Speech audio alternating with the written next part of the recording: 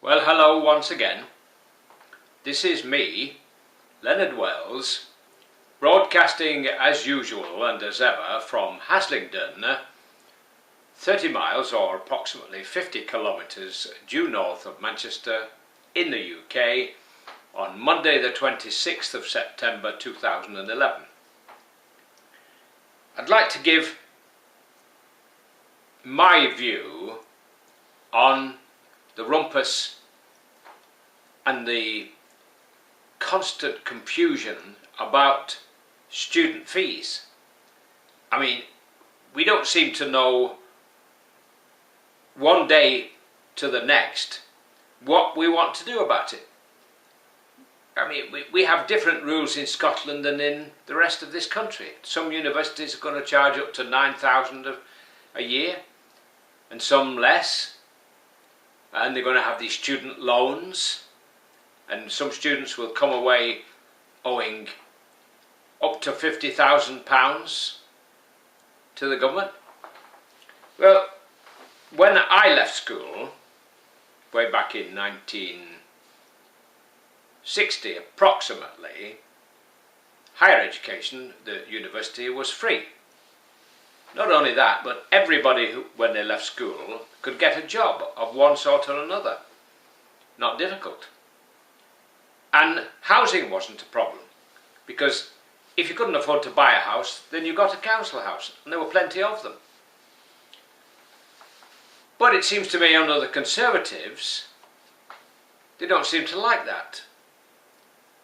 Mrs. Thatcher sold off a million council houses because she thought anybody with a council house voted Labour.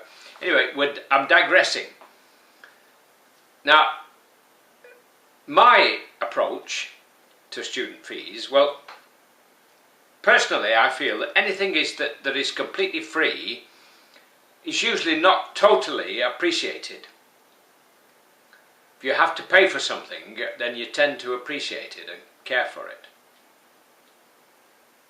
And if you pay for it, then you're entitled to get value for money.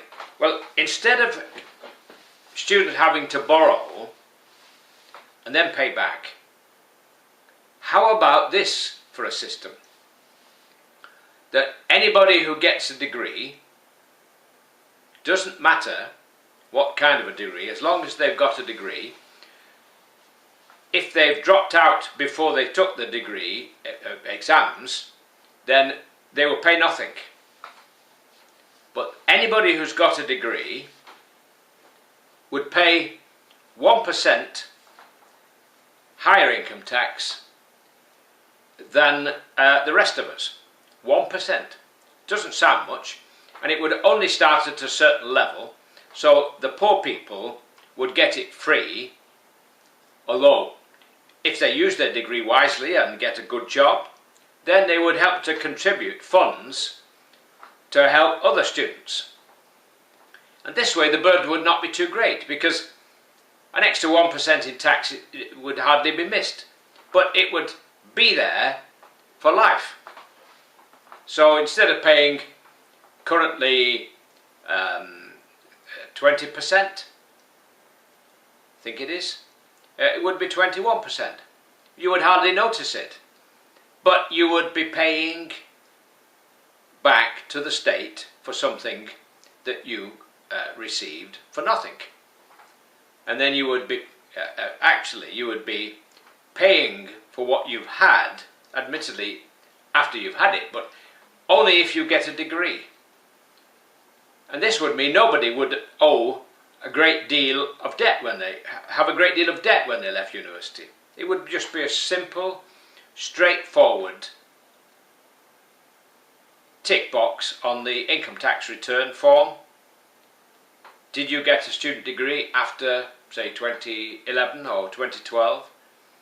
If you did, your tax rate will go up by 1%. Hardly noticeable, but you would pay it for life. So if you earned a great deal of money, if you became a banker and got £1 million bonuses, it would be a fair sum that you would be giving back. But you'd never be in debt. And of course, when you passed on, that would be the end of it. So I think that's a fairer system, don't you? if you can think of a better system, well, let me know. Send me a message via YouTube. But I think this solves many of the problems that everybody seems to be complaining about at the moment.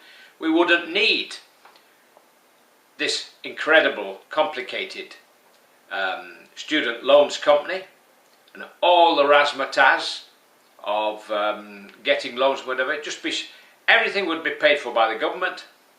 Then you pay back by penny on income tax. Of course, if you're from overseas, then you would have to pay whatever the going rate was, because we couldn't charge income tax unless you chose to remain in Britain and work here, in which case we could. Anyway, that's complicating the issue. The simple answer, it seems to me, is to tax people next to 1% throughout their life. No debts, nothing, just leave university, extra 1% because you've got a degree. And that way everybody wins, it seems to me. Well, God bless, while it's still legal in the UK to say God bless. Take care and bye for now.